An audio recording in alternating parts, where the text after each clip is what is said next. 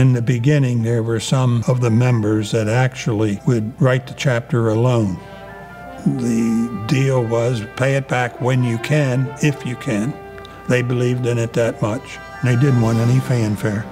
They didn't even want the rest of the board to know they did it.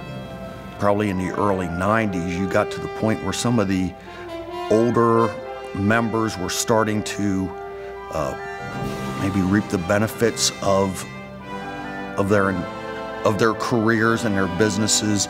They had grown, they had succeeded with the help of ABC, and now was the time for them to start putting back into the organization. More and more the contractors in New York, West Shore, Harrisburg areas were getting restless that this was a Lancaster organization. It was clear to me that if we didn't move west in some way, we were going to end up with 2 chapters in central Pennsylvania. Jack came to us from Texas via Iowa originally, so we had to do a little bit of adjusting in some of his philosophies. He had the merit shop philosophy all the way, and we clicked on that, but we had to let him know that we do things a little bit differently in Lancaster County than he was used to doing in Texas. One of the other neat little nuggets from late 80s or early 90s was our auction site up on 283. During 1990, we actually were, I guess it was 89, we were approached about selling the auction site for a wastewater treatment plant. And early 90s, we were able to complete that with substantial benefit to the chapter. We were challenged with increasing the size of our facility. And we struggled. Fortunately, had enough positive response for the members that we were able to get it done in a timeline that we wanted, in a budget that we wanted, and really I think to everyone's delight. I think everyone was happy with the end product. The year before I became president, Harold Nightingale burned the building down, so we had to, we'll blame that on Harold, and then Steve Risk graciously agreed to co-chair the rebuilding of the chapter. The people that built this thing way back when I admired immensely.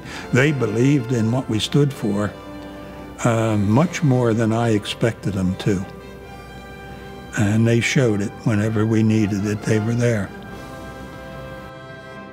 I'd like to congratulate ABC for accomplishing 50 years.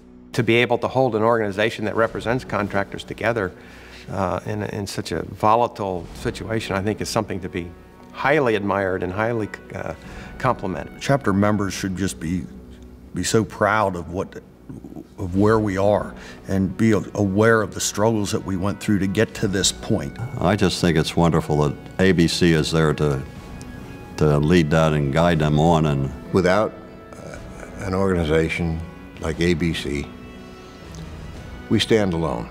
Take into account, again, what our chapter has been through, what has helped us attain the success that we've had. It is not a surprise that we are where we are today because of the great contributions by all the men and women that brought us to this point. So whatever you're doing right, just don't change it. Just go back to the core values and follow it and preach them and push them. I think they're going to be just as relevant in the future as they are now. There's a lot more things that ABC needs to do these days to support their members than they did, 20 years ago. The next generation of crafts will be involved in the next 50 years as much as we have in the past. And hopefully we can adapt a new generation to the concepts that were established all those years ago, and we can go forward and continue to represent both the state, the nation, and the Keystone chapter well. ABC has accomplished so much over that 50 years, and I can't see why they cannot continue for another 50 years. Keystone chapter deserves some real accolades, and I'm sure there'll be a 100-year celebration someday, no doubt in my mind about that. So congratulations, and may you have the same success you had the last 50 years. Here's to 50 more years of continued success. The same success that we've had in the first 50 years. I've benefited from ABC, and I hope all those who came after me did. When you had a problem, they addressed your problem, they helped you. People aren't just individuals, they're part of a family. I enjoy it all the time, and I hope it continue on. We're making a difference. I raise my glass to them.